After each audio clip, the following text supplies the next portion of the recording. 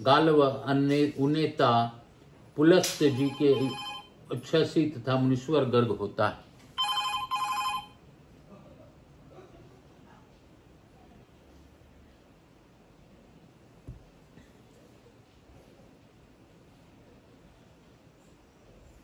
अत्रि निष्ठा तथा भृगुज अच्छावाक बनाए गए।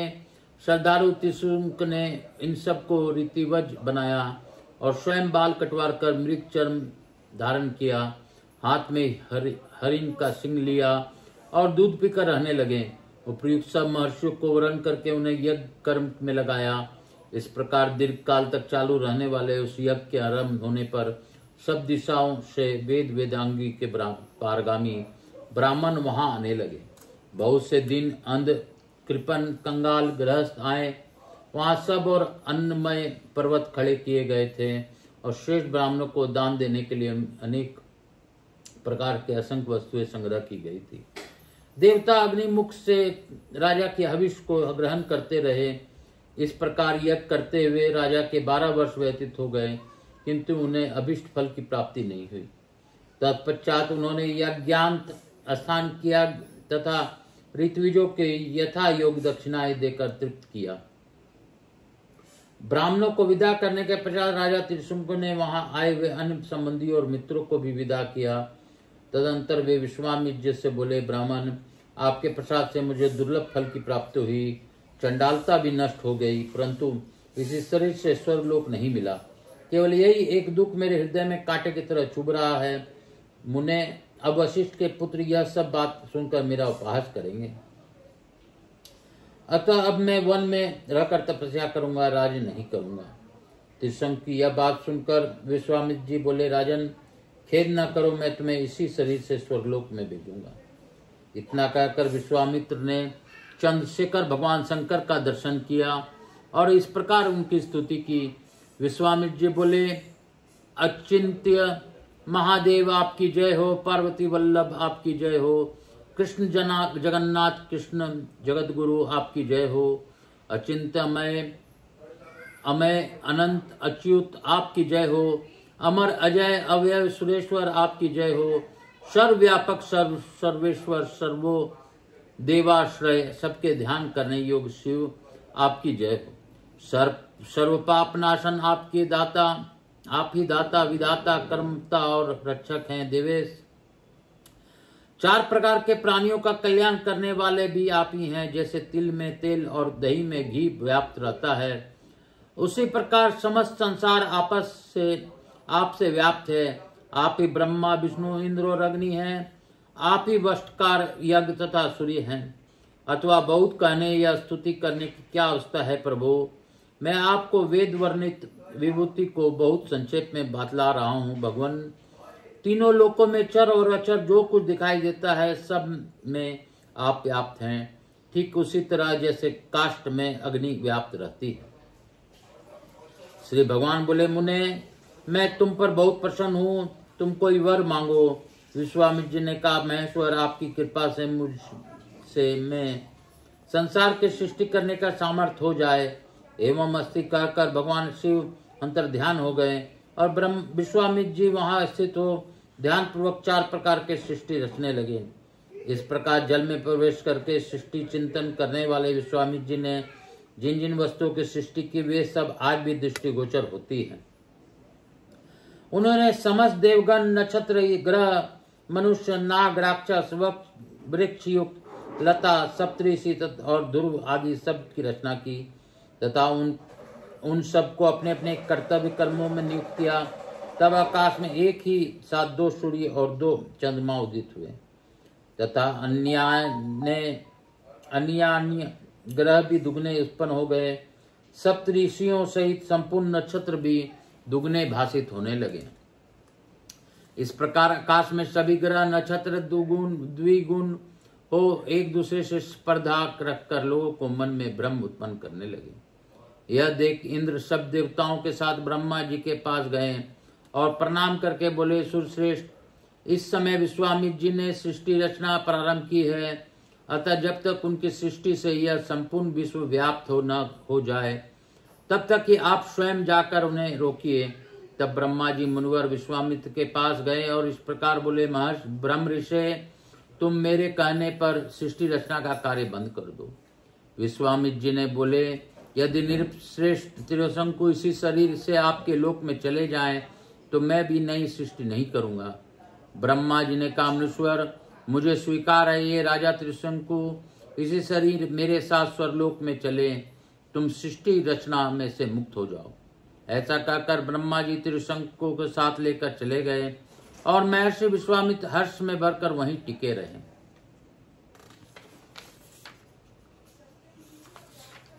बोलो शंकर भगवान है की। सूत जी कहते हैं, तब से लेकर स्थान तीनों लोकों में उत्तम तीर्थ के रूप में विख्यात हुआ, जो धर्म, अर्थ, काम और मोक्ष चारों पदार्थों को देने वाला है। जो मनुष्य श्रद्धा युक्त चित्त से वहां रहकर मृत्यु को प्राप्त होता है, वह पापाचारी हो तो भी मोक्ष को प्राप्त होता है। कीट, पंछी, पतंग, पशु और मृग आदि जितने जंतु हैं, वे भी वहां मरने पर निश्चय ही भगवान शिव के लोक में जाते हैं। जो श्रद्धा से पवित्र किए हुए मन के द्वारा वहां स्नान करते हैं, वे स्वर्गलोक में जाते हैं। तदंतर विश्वामित्र मुनि ने उस तीर्थ का उत्तम महात्म देखकर कुरुक्षेत्र छोड़कर वहीं निवास किया, तथा अन्य शांत स्वभाव वाले मुनि भी दूसरे तीर्थों को त्याग कर बहुत दूर दूर से वहां आ गए और वहीं आश्रम बनाकर रहने लगे। इस प्रकार उस तीर्थ के प्रभाव से सब मनुष्य स्वर्ग को जाने लगे। तब कोई भी न यज्ञ करता था, न व्रत, न दान देता और न दूसरे किसी तीर्थ का सेवन ही करता था। केवल उसी तीर्थ में एकाग्रचित हो लोग स्नान करते और उत्तम विमान पर चढ़कर स्वर्गलोक में चले जाते थे। उस समय स्वर्गलोक मनुष्यों से भर गया। श्रेष्ठ देवताओं से स्पर्धा करने वाले मनुष्यों द्वारा स्वर्ग को भरपूर हुआ देख सब तर्क वायु ने इंद्र की आज्ञा पाकर पृथ्वी तल पर स्थित उस हाटकेश्वर क्षेत्र को चारों ओर से धूल से आच्छादित कर दिया। इस प्रकार वह तीर्थ भूमि केवल स्थल मात्र रह गई। उसके बाद सर्वत्र यज्ञ आदि सत्कर्म होने लगे। तदंतर पाताल से नागलोक बिल के मार्ग से मृत्यलोक में आते हैं।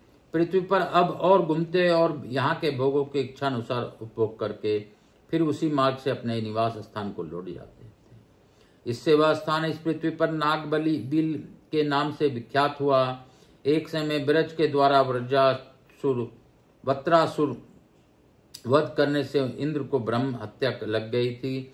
तब उनकी इसका बड़ा दुख हुआ। इस प्रकार दुख को प्राप्त हुए इंद्र पर एक पर्वत पर चढ़कर मृत्यु का निश्चय करके वहां से अपने शरीर को नीचे गिराना ही चाहते थे कि आकाशवाणी सुनाई दी, इंद्र ऐसा दुस्साहस न करो। इस पातक से शुद्ध होने के लिए सावधान होकर उपाय सुनो। हाटकेश्वर क्षेत्र में जहां भगवान शिव स्वयं विराजमान है जाओ और वहां जिस बिल के मार्ग से नागलोक इस पृथ्वी पर आते जाते हैं, उसी मार्ग से तुम भी पाताल में प्रवेश करो। वहां पाताल गंगा में स्नान करके हाटकेश्वर महादेव की पूजा करो। इससे तुम अवश्य पाप से मुक्त हो जाओगे। यह आकाशवाणी सुनकर इंद्र शीघ्र ही उस क्षेत्र में गए और नागबिल के मार्ग से पाताल में प्रवेश करके वहां की गंगा में स्नान किया। स्नान के पश्चात हाटकेश्वर लिंग का पूजन किया।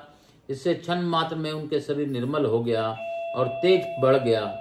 उसी समय ब्रह्मा, विष्णु आदि सब देवता वहां आए और अत्यंत प्रसन्न हो पाप मुक्त इंद्र से इस प्रकार बोले, देवराज, तुम ब्रह्म हत्या से मुक्त होकर परम पवित्र हो गए हो, अतः आओ हम साथ ही स्वर्गलोक को चलें। तदंतर सब देवता स्वर्गलोक को चले गए। इंद्र को पुनः देवताओं का राज्य प्राप्त हुआ और स्वर्ग में वत्रासुर के मारे जाने से बड़ा भारी उत्सव मनाया गया। जो कोई मनुष्य एकाग्रचित हो भक्ति पूर्वक इस प्रसंग का कीर्तन और श्रवण करता है, वह जरा मृत्यु से रहित परम धाम को प्राप्त होता है। सूत जी कहते हैं, तदंतर देव गुरु बृहस्पति जी ने इंद्र से कहा, देवराज, पृथ्वी पर हिमालय नाम से विख्यात एक पर्वत है। उसके 3 पुत्र हैं, मेनाक, नंदीवर्धन और रक्त श्रृंग। उनमें से तीसरे पुत्र रक्त श्रृंग को ले आओ और उसी के द्वारा नाग को लोक के इस बिल को भर दो। बृहस्पति के जी का यह वचन सुनकर इंद्र हिमालय पर्वत पर गए वहां उन्होंने हिमालय से उनके पुत्र को मांगा। हिमालय ने उनकी आज्ञा शिरोधार्य की और पुत्र को उनके साथ जाने की आज्ञा दे दी। तब रक्त श्रृंग बोला, पिताजी मेरे दोनों पंख इन्हीं इंद्र ने काट डाले हैं, अतः अब मुझ में यहाँ से जाने की शक्ति नहीं है। ये मुझे ले जाने का विचार छोड़कर दूसरा कोई उपाय सोचें। इंद्र बोले, रक्त श्रृंग मैं तुम्हें अपने हाथ पर रख कर ले चलूंगा। वहां भी तुम्हारे ऊपर हरे भरे शोभा संपन्न वृक्ष उत्पन्न होंगे। तुम्हारे सब और पुण्य तीर्थ एवं देव मंदिर बनेंगे, मुनियों के आश्रम बनेंगे। उस भूमि में पापी पुरुष भी तुम्हारा दर्शन पाकर तृप्त हो जाएगा। इसलिए तुम मेरे साथ शीघ्र चलो। यदि अनाकानी करोगे तो इस ब्रज से तुम्हारे सैकड़ों टुकड़े कर दूंगा। इंद्र की यह बात सुनकर रक्त श्रृंग डर गया और सहसा वहां जाकर उस नागबलि में घुस गया। इस प्रकार हिमवान कुमार रक्त श्रृंग को उस बिल का में पर बिठाकर इंद्र ने कहा, तुम मुझसे कोई वर ग्रहण करो। पर्वत बोला, देवेश मेरे लिए यही वरदान है कि मुझ पर आप संतुष्ट हैं, मैं आपके प्रसाद से सुखी हूँ। इंद्र बोले, सब स्वप्न अवस्था में भी मेरा दर्शन व्यर्थ नहीं जाता, फिर साक्षात दर्शन पर कैसे निरर्थक होगा। रक्त श्रृंग ने कहा, देवराज यदि आप मुझे वर देना ही चाहते हैं तो यही वर दें कि मेरा संपूर्ण ऐश्वर्य सदा ब्राह्मणों के ही काम आवे। इंद्र बोले, चमत्कार नाम से विख्यात एक राजा होंगे जो तुम्हारे शिखर पर ब्राह्मणों के रहने के लिए एक नगर स्थापित करेंगे। उस नगर में वेद वेदांगी के परागामी विद्वान नागर ब्राह्मण प्रसन्नता पूर्वक रहकर तुम्हारे संपूर्ण ऐश्वर्य का भोग करेंगे। तथा चैत्र कृष्ण चतुर्दशी को मैं स्वयं तुम्हारे शिखर पर आकर हाटकेश्वर नाम से प्रसिद्ध भगवान शिव की पूजा करूंगा। इससे त्रिलोक में तुम्हारे प्रभाव का विस्तार होगा। अच्छा, अब मैं स्वर्ग को जाऊंगा, तुम्हारा कल्याण हो। ऐसा कहकर देवराज इंद्र स्वर्ग में चले आए तथा रक्त श्रृंग उस नागबलि बिल को ढककर स्थित हुआ। उसके शिखर पर मुख्य तीर्थ और मंदिर स्थापित हो गई और मुनियों के भी बहुत से आश्रम बन गए। इसी समय अनर्थ देश के राजा चमत्कार वहां वन में दुष्ट मृगों का शिकार खेलने के लिए आए। उन्होंने देखा कुछ दूर पर एक वृक्ष के नीचे एक मृगी स्थिर होकर खड़ी है और निर्भय होकर अपने बच्चे को दूध पिला रही है। उसे देखकर राजा ने कान तक धनुष को खींचा और उसके मर्म स्थान पर बाण का प्रहार किया। उस बाण से घायल होकर वह मृगी व्यथा से पीड़ित हो चारों ओर देखने लगी। इतने में ही थोड़ी दूर पर धनुष धारण किए राजा को देखकर उसने कहा, राजन यह तुमने बड़ा अनुचित कार्य किया जो कि छोटे बच्चे की माता मुझे दिन हिरनी का वध किया। मैं अपनी मृत्यु के लिए उतना शोक नहीं करती जैसा कि इस दूध पीते दिन मृग छीने के लिए मुझे दुख हो रहा है। तुमने बड़ा निर्दयी कर्म किया है, इसलिए तुम इसी समय कोढ़ी हो जाओ। राजा बोले, शिकार खेलना तो राजाओं का धर्म है, अतः आप अपने धर्म में तत्पर मुझे निर्दोष को तुझे साप नहीं देना चाहिए। मृगी बोली, भोपाल तुम्हारा कहना ठीक है, परंतु शिकार से भी क्षत्रियों के लिए यह विधान है कि जो सोया हो, मैथुन से आसक्त हो, बच्चों को दूध पिला रहा हो, वह स्वयं जल पीता हो, ऐसे हिंसक पशु का वध न करें। उसका वध करने पर मनुष्य पाप से लिप्त होता है, इसलिए मैंने तुझे शाप दिया है। ऐसा कहकर व्यथा से पीड़ित हुई मृगी ने अपने प्राणों को त्याग दिया और राजा चमत्कार भी कोढ़ी हो गए। अपने शरीर से कोढ़ युक्त देखकर दुखी हुए राजा ने सेवकों को बुलाकर कहा, अब मैं तब तक तपस्या और भगवान शिव की पूजा करूंगा जब तक कि मेरे इस कुष्ठ रोग का श्रोता नाश न हो जाए। ऐसा कहकर उन्होंने अपने सभी सेवकों को विदा कर दिया। बोलो शंकर भगवान की जय। बोलो काशी काशी शिव काशी मोक्ष नगरी काशी की जय। हाटकेश्वर भगवान की जय। काल हर दुख हर दारिधर कष्ट हर हर महादेव शंभु शंभु। बोल बम का नारा है, बाबा एक सहारा है। मैं आप सबों को वंदन करते हुए बाबा भोलेनाथ का स्मरण करते हुए यही कहूँगा कि भजा कर तु श्री शिवाय नमस्तुभ्यम।